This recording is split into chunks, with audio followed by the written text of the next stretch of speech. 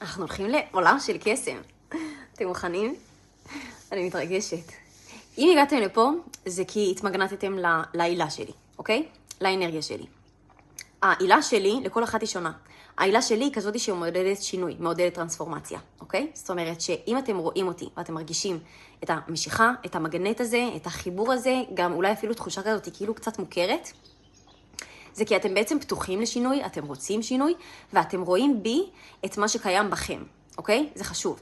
אתם רואים בי את הדברים בכם שרוצים לצאת ושרוצים ביטוי. אתם לא רוצים להיות אני, אתם לא רוצים להיות כמוני, אתם רוצים להיות אתם עצמכם באמת, אוקיי? המקום הזה יהיה בעצם ערוץ תוכן, אוקיי? שכל פעם אני אעלה לפה עוד ועוד תכנים שיעזרו לכם בעצם להבין את הדרך הזאת.